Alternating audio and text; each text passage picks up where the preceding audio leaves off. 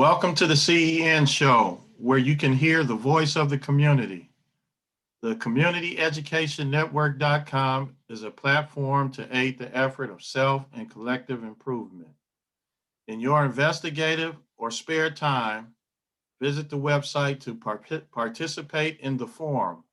We would like to hear your thoughts. I am your host, Roski Maskani. Tonight's topic is Blue Collar Black Woman. I would like to introduce our guest, Sister Azizah. Sister Azizah is one of my nieces and visits the show often. I'm proud of her and all of her accomplishments. She is a dedicated daughter who cares for her mother. She visits and spends quality time with her grandparents and takes great care of her son. Good evening, Sister Azizah. How are you? And tell us more about yourself. Good evening. I'm well, thank you. Just a little bit of background on me. Um, I've been working, I guess you could say, since the age of, I'm gonna say 8 or 9. I taught myself how to braid hair. I dedicated 10 years of my life to doing that. Um, I went to school. Of course, I graduated high school. I also went to college. I have a liberal arts degree and I have a bachelor's degree in criminal justice. Uh, for the past 15 or plus years, I have been in a non-traditional working role. I've been in the blue collar industry, and that's basically just the topic. Is speaking on some of the things that I face working in the various industries that I've worked in. And I also am a caregiver, so I do still have traditional working roles, but my main role is non-traditional blue collar working role. Okay. Well, excellent, excellent. Glad to have you this evening. And you visit us often, and that's a real good thing. So I'm going to go ahead and start off with the questions here. What is a blue collar black woman? Uh, a blue collar black woman is basically a woman who works and does manual labor, and you know myself being black, uh, that's basically what a blue collar black woman is. It's just working in industries that's not traditionally reserved for any woman, let alone a black woman, and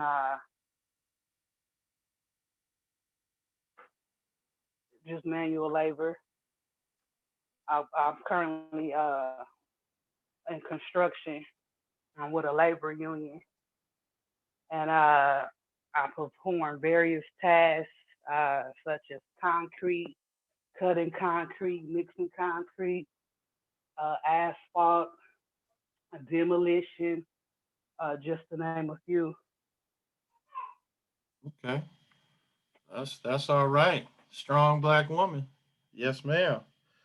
Okay. What are some of the challenges you have faced being a blue collar black woman? Oh man, challenges are endless. I'm gonna just touch bases on a few. I've faced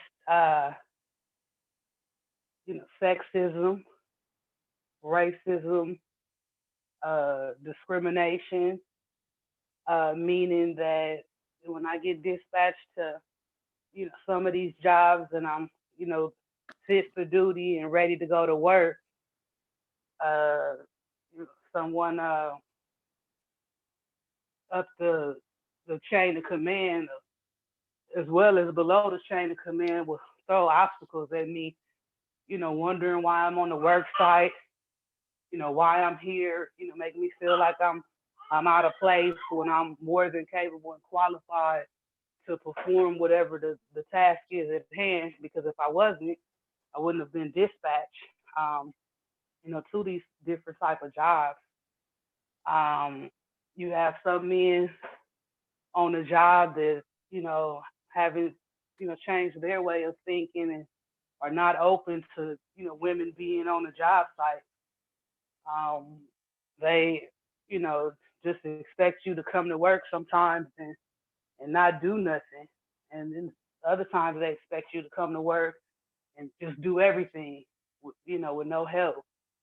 Um, and some of the comments that I've had to hear throughout my career.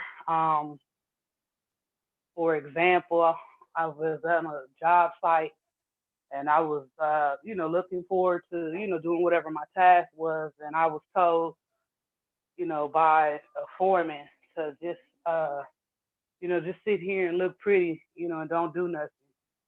And I was offended by that. And that's just a mild experience with that sexism. Um, and I've come to sites and I've shown up and immediately laid off just because I'm black and a woman. I didn't even get past 1 minute of a man hour, and it's kind of disappointing when I do this kind of work to support me, and my son, and it's my livelihood. So it affects me in that kind of way. And you have some men who just downright just nasty. I've been called, names that, I should mention on this show. This is a kid-friendly show, but it's just it's kind of like a setup for failure at certain times. But I was, able to overcome, come those obstacles and just, move on to another job. But it's just disappointing when I'm just trying to take care, of myself and just live my life that, anybody would have to just, suffer through those things that I have mentioned.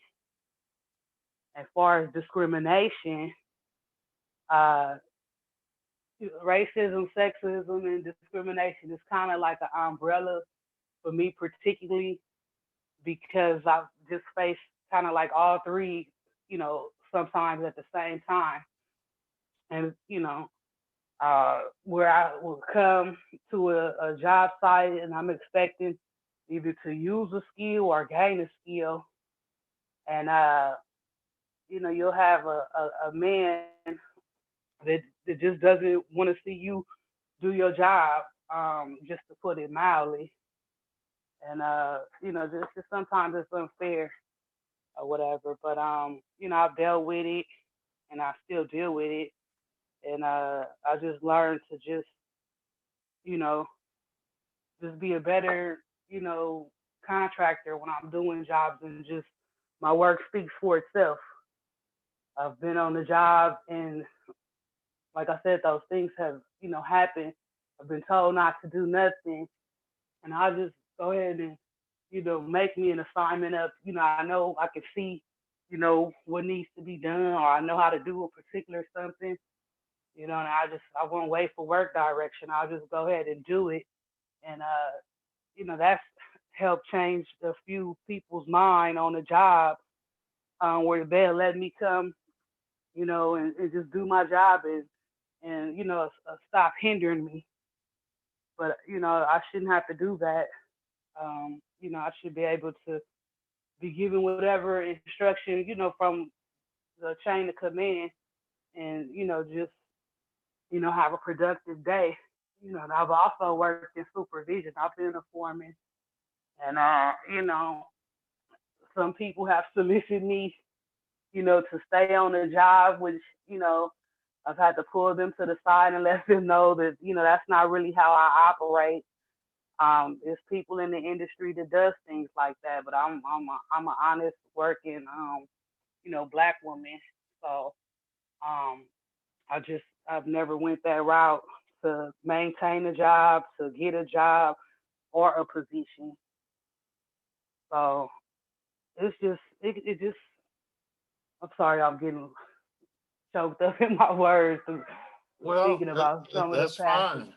We want to hear what you have to say because, matter of fact, people should hear it, and they can learn from your experiences, and then know what to expect. Sometimes coming in, they won't be surprised. And you seem like you have shown a tremendous amount of strength by being able to withstand all of the disadvantages that come your way. And so the next question is asking, what are some of the advantages and disadvantages of working in fields that are traditionally gender based, and and you are the opposite gender, working. So what advantages or disadvantages you can talk about? Well, I would say the advantage of working in an industry that does not have many women or you know a minute number of black women uh, is pay. I choose this field because it's just a better pay than me sitting down, being a clerical worker or being a home care worker. Um, it's rewarding. The benefits are wonderful, and what keeps me going is my compensation. When I get my compensation for my services rendered, that's what keeps me going. And it's really an interesting industry due to the fact that I'm exposed to so many other individuals with talent and skills, and I'm able to learn from them, and I'm able to utilize this stuff that I learn in my real day-to-day life. For example, I don't know how many women know how to unplug a toilet, and not be in distress, wondering about a plumber or a helping hand. I'm speaking of this example because it's currently happened to me today. I almost folded. But I kept on going, and I was able to, get everything working. Uh, um, I'm also able to, change my tires on my car. I'm in the industry. I'm exposed to different tools, um, different tasks. I'm able to change my tires. I'm able to change my oil. I do my own oil changes. Uh, my latest endeavor, I put on a fuel filter in my car. Reason being, it was easy access. It was in the back seat. I did have to buy a specialized tool. Cost me $20. I think the part cost me about $160. I saved myself $1,500. Wow. And, my son was only 3 months, and I breastfeed, so it was challenging. I almost folded. I almost wanted to call somebody or get a tow truck and move on to the next step, which would be driving the car because it was disabled.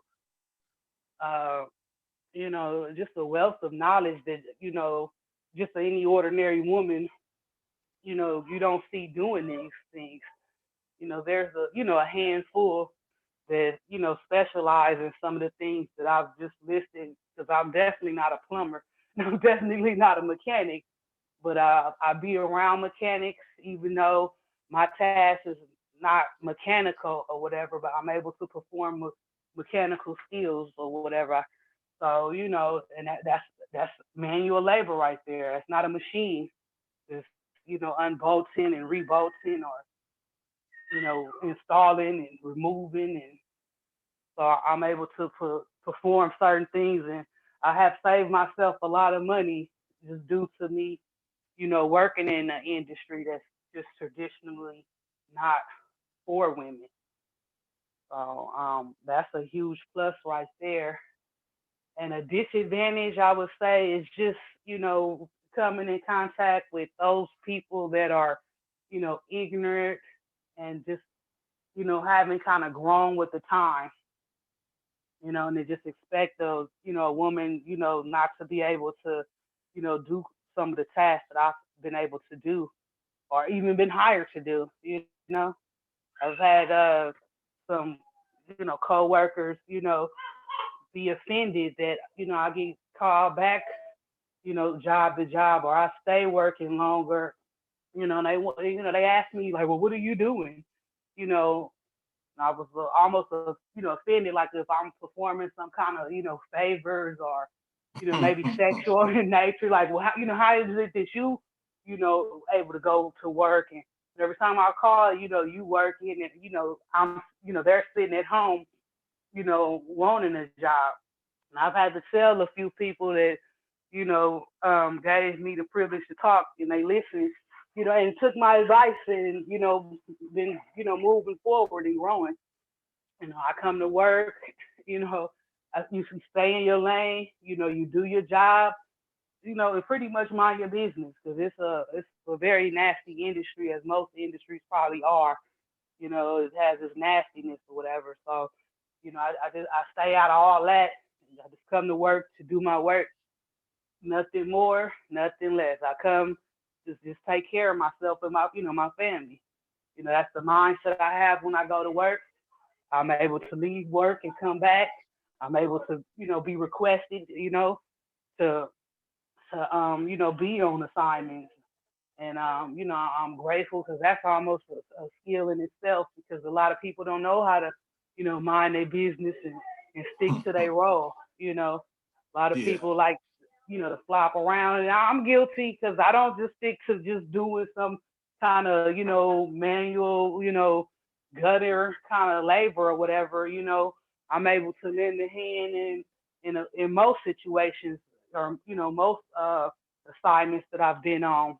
And back to the advantages, I skipped something or whatever when I was rewarded with being in supervision and leadership or whatever. That was a huge you know bonus and plus for me because that was the income increase and it just made me see things differently. However, a lot of people, that I worked with, felt like they were overlooked. And, that's part of a disadvantage. I've been in that situation where I've trained people, people, supervisors will personally put, a person with me, I trained them. Mind you, I'm not even getting paid for training. You're supposed to get paid for training, you know what I mean? So that's a disadvantage. I'm a black and I'm a woman, so it's just kind of being taken advantage of just for that person on the next job or two to be, somebody in charge, and I've given them, all my knowledge and help them gain some skill set and, how to react in certain situations and, just for them to move up, so it's a catch 22 but I wouldn't change it. I would, you know what I mean? As far as like moving to another industry or whatever, but I just work around it and, since everybody's almost union now with California, it was a Senate bill, uh, Senate Bill 55, which occurred, it probably was almost 10 years ago, but it didn't catch up to the South until maybe about 5 years ago. For whatever reasons, we were late, so I was still working and I wasn't getting prevailing wage, which was most of my career. I didn't start getting prevailing wages until about, 4 years ago. So, now it doesn't matter if I have a role where I have authority, to manage a job site, delegate, give instructions, because we all pretty much make prevailing wage now. So that's a huge bonus, because working in supervision and being responsible for many people in their lives, making sure that they, come to work safe, you know, come in one way and leave that exact same way, uninjured and unharmed. It's almost stressful, when you out in the field and you see a lot of things that need to be corrected and you just hope like, hope this person he or she, is just it shouldn't even be out here. It's a lot of people that don't even need to be in the industry, men and women, because they can cost someone else their life, just for being, you know, I'm gonna just use the word ignorant again, because it's not a candy factory. When I go to work, we're not making popcorn and cookies. So, when I am in a role of authority, and even when I'm not in the role of authority, I need to be around people that's like-minded and feel the same way, and have the same kind of ethics on the job. So that's another disadvantage is working with a person who kind of just really don't care. You have those kind of people, to get paid and show up and get paid. And I don't mind it because I'm almost the same. At this point, since I've experienced so many things, it don't even matter if they get let me working out as long as I'm on the clock. Making money. That's pretty much where it's at now. You know what I mean? If it So was an you easy day, so it was an so you easy day. saying you're a seasoned veteran now, huh? Pretty much. Yeah, you know what I mean? Yeah, don't even mind. I hope somebody don't tell me nothing. you know? Yeah. Well, yeah. Well, what now? What would you tell somebody that want to enter this field as a female? What advice would you have for them? Okay, I would tell a person, especially a woman, when they come in, don't be surprised at some of the, negativity, that can surface. You, uh, and when it comes to a situation and it's regard like sexual harassment, don't be afraid to speak up and stand up for yourself and stand your ground, because as a woman, and just as anybody really, but just mainly a woman, you don't go to work expecting to be you know treated a certain kind of way because of somebody else's ignorance and arrogance and power. um you know and don't be afraid to you know, get HR involved.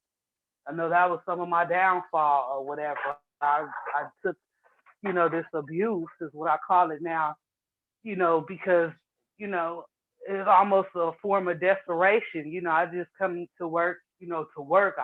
I need my compensation. I'm not a business owner. So I don't have no income, just, on autopilot. I have to come, somewhere and, do a duty. So I would let them know to, don't be afraid, to speak up and, what I mean, and utilize your employee rights. That's some of the things that I regret that I did not, stand up for myself until after the fact. The first encounter kind of left me dumbfounded. I was in so much of a shock that, I couldn't comprehend nothing for however long it took me to get over it, you know? And also just be don't let the pressure get to you. Don't be afraid to perform. Some men don't want to see you shine. Not even men, it's women also. It goes both ways.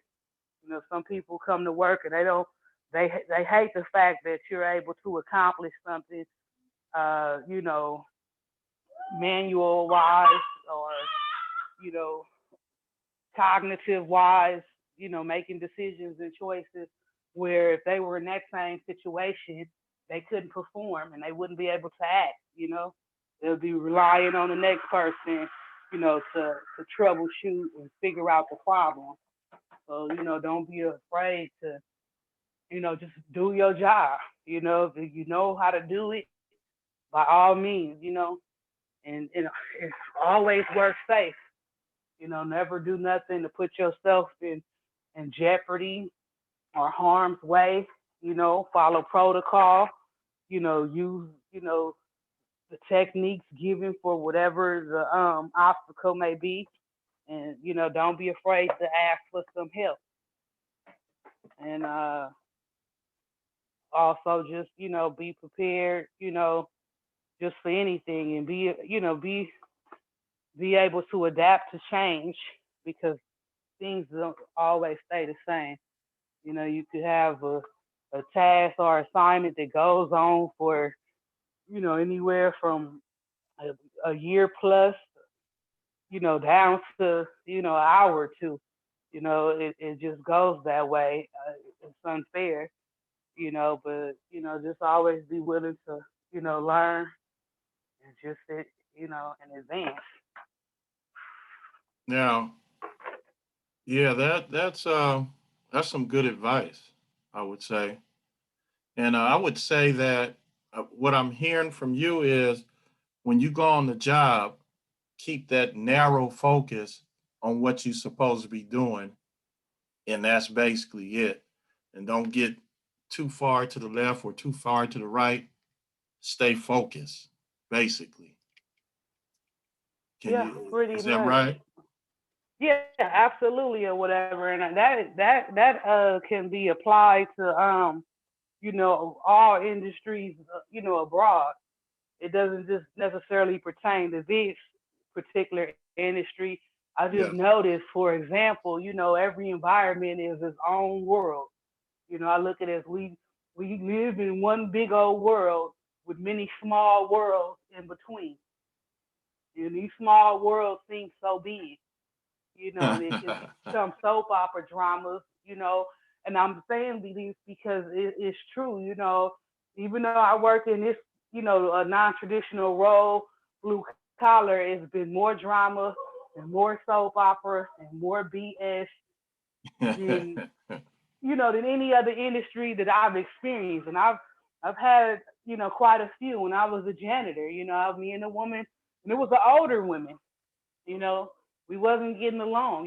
She was also a black woman, and I couldn't understand, why we had an issue when she came to the job. I treated her how people treated me, and mind you, I think I was 20 or 21. So I'm still, getting my feet wet. Just navigating, working roles, just life, people in general. When I got to the job, I didn't have much. I couldn't afford lunch, and it was another woman that was black. She extended the olive branch. Supplied me lunch for a week. I paid her back. So when this woman came, I did her the same way. She didn't have a ride. I took her home, just for 6 months later for there to be, a problem, and she felt like I had a problem. And like I Hmm. had told her, at that point in time in my life, I had so much going on. I'm worried about tuition in school. I had to take off to work. This was the job I took off to work for because I needed employment, and the the the uh the scheduling. I just couldn't, schedule no classes, so I had to, drop out of school for almost a year. And I did have an issue, true indeed. Mind you, I'm looking for shelter, trying to finish school, trying to keep money in my pocket. I'm a young adult, so I'm no longer a child. So I'm still, adjusting to, I guess you could say, adulthood, trying to make it in the real world. So, but the issue that I had was that she was getting overtime and she was a substitute, you know. And I guess she was eavesdropping because I did, maybe I shouldn't have said nothing. Maybe I should have kept my mouth to myself, but I was talking to the coworker who gave me the helping hand and helped me put minutes on my phone when I couldn't afford it for having to pay, gas, car note, insurance, you know. Anyway, yeah, I had a problem because I wanted overtime, but my problem was not with her. I was a permanent worker. She was a substitute. So, why I don't see why she thought, and I had to tell her this, in the end because I could have got rolled up for conduct. I could have been terminated. You know, I really don't try to be confrontational. I mean, but I guess that's what you could say. This was a confrontation because I could no longer, take working in this, the environment because it was hostile. She Hmm. would talk to the supervisor, which was a black man, and she would be talking so bad about me, calling me on my name, this be this and this be that. And mind you, she was old enough to be my mother. And I really didn't understand what the hatred was from. So when I finally did confront her and ask her, she told me. well, you said, that I'll be getting overtime. And I said, oh, you talking about a conversation I had with Dolores. Yeah, I did say that you get overtime. I said, but what is the problem that you can't read in between the lines or whatever? You don't dictate no overtime. You're not even permanent. You know what I mean? My issue is with whoever giving you overtime. Like, cause they don't extend me no overtime. Like, it has nothing to do with you. By all means, work. My thing is, I just wanted some overtime. It was had really had nothing to do with her. So Yeah. that was able Well, to I clear can up. see But I can see that as like a misunderstanding anyway. She interpreted wrong, and it wasn't clear where you was coming from for her to be talking about you like that. That wasn't too cool, but that was probably a misunderstanding. oh But yeah, yeah, absolutely.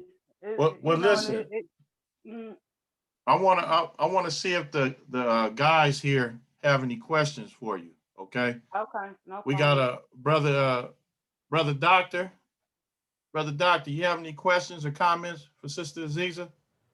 Uh, no, well, comments, man. Yeah, it seems like she got it together. You made it through that little growing pains when you first started, so now you kind of settled.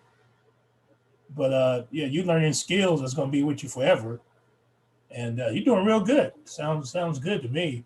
I mean, yeah, you're gonna deal with knuckleheads here and there when you go on on the work site, but just standing strong, doing your job, knowing what you're there to do. Don't take no stuff. Do your job. Hey, you say, I want to just do my job and go home. But it sounds like you got everything together. Uh, it sounds good. I'm proud of you. Thank you. Okay, brother California, how you doing this evening? You popped in a little bit later, but how you doing? Doing all right, thank you. How So about you, yourself?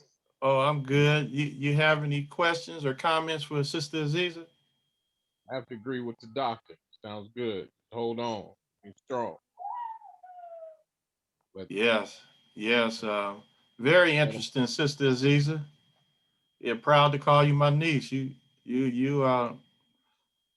know we talk, but after this evening, I can see that's you've been through a few things that we haven't talked about, and it sounds like you've been very productive. And I just say keep up the good work, keep progressing, keep doing a good job. I did think of one question. Let me ask this. And since it's blue collar, my question is your retirement. You have a 401k or some type of retirement setup? Absolutely. I do. I have an individual IRA that I set up myself. I have also two other 401ks, and I have two pensions, and I can do 25 and be ready to retire, before, whatever the designated time is, if I'm not mistaken. I probably am. Don't shoot me up for this, but I'm thinking with a 65. So once I put in my 25 years, I'm able to, discontinue and go ahead and retire, without any, you know, consequences or, penalties. So that's a good thing. By being union now, when we wasn't union, uh, I kept looking at my retirement date, and this, I still had, 30 or so years, to continue to work. So I can shave off some time now. Okay, yeah, just max out those contributions to your 401k. I know it may be hurt, but hey, it may be tough. But if you can max them out, trust me, when you get ready to retire, it's going to come in handy. It's going to pay off. You can max it out. Absolutely. Absolutely. Yep. I appreciate that. I got another one. Now, how many other women, black women, you always that's on the site with you, or you always see working? Typically, as of current, when I go to work, I'm pretty much the only only woman and black at the same time. And some of the sites that I have been on, some of these people, foremen included, don't even speak any English. So that's kind of rough when I have to kind of dig deep to understand, what they're saying because I don't speak Spanish anymore. I used to speak and converse and get my point across and understand, but it's been, I'm gonna say, at least 15 years where I stopped trying to keep up with it. So yeah, typically it's only one. When I'm on a construction site, if I'm in a refinery, because I also work in refining, um, we could have as many as 10 or more in that world or whatever. I would say out of 100%, of all the employees and contractors and workers, I'm gonna say probably maybe 8% is maybe black women. So we'll cross paths or whatever, even though we may not be working on the same exact location in the refinery, but we're there. Okay, yes, sounds about. So I know was kind of into that kind of while I was referring people to construction training and oil refineries and going down there to get your OSHA card and stuff for the refineries. And I noticed it wasn't that many blacks, no black women, but hardly no black males, but a lot of Latinos doing the construction. Absolutely. Yeah. Yeah, yeah, Yeah, okay, it's rough or whatever. It was more black women when I started or whatever, which it was good to see, and I was able to be promoted based off of a black woman. She was the only one who ever gave me, a chance just to, utilize, my skill and knowledge on the job, and I was grateful for that. No other person is in all the when it was 10 years that I was working or 5 years that I was working, no one had ever done that. And when she put a crew together, it was mainly black people who would only be 8% Latino and other. You know what I mean? Everybody who right, worked under okay, her, and she made sure it was women. You know what I mean? She had male foremen because she made it to general foreman. Not only what foreman, but general foreman to project manager to superintendent. She made it to there, and I did have aspirations to do that. Then as of this moment, I'm not. That's not what I'm striving for. But when she's in charge, her mostly everybody is black. It's only a handful, and we would go out and travel. She would put a crew together. And she would put some Caucasians and Hispanics or whatever. She didn't just discriminate and not let the other people work, but the majority of her staff, when she put together a manpower list, I would say would be black. So and that's a downside in a way because we don't always work under the same foreman and superintendents when I get dispatched out to jobs or whatever. So that's one of the reasons why I'm in this industry. I don't have to work all year to be compensated in a good way. But if that answers the question, yeah, it's not many as of today. A lot of people didn't make it. The union that I'm with, you have to do a boot camp, and a lot of men couldn't even pass it. Where you got to carry 90-pound sandbags and lift up 2 and 3 planks and walk back and forth and climb with a barrel up to the top. Some people they tapped out.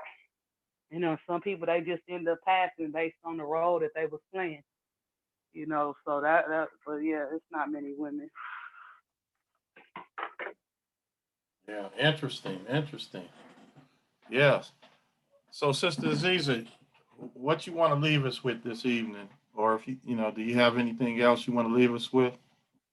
Well, I was just gonna say, hopefully I was, I spoke well. I'm not, good at speaking, amongst I should say, how we doing now, like a podcast. So it seemed like it took me a minute, but I finally started flowing. And I'm just grateful that, I was able to come across, understandable, and clear. Well, Thanks let for me the say this. participation. Let me say this. You did an excellent job. You probably speak better than me. So I appreciate it. Thank so you. you did an excellent job. I don't see any flaws in your getting your point across. And hey, you don't have to think about that. You do well. Can't wait for you to do it again. So Okay, I appreciate that. That's yeah. another invite. Yes, indeed. We'll set something Oh up. yeah, yeah. It's open. It's open for you to come again. So yeah, I appreciate everything. So look, Okay. I'm going to say thank you, and I appreciate you coming on here, sharing your information with us. So a real good learning experience for me, and I'm pretty sure Brother Doctor and Brother California learned a few things too. So that is excellent. I'm glad that the Brother Doctor and Brother California came this evening. We had a late start this evening due to back to school night, open house. I'm in the teaching field, so but yeah, let's look at next week guest is Brother Teach one of my colleagues at the school. And the topics is Laws of Human Nature, Part 1. So this is going to be a series, and it's master your emotional self. That's the first part that we're going to cover with Brother Teach So I'm gonna say each one teach one, and everybody have a good evening.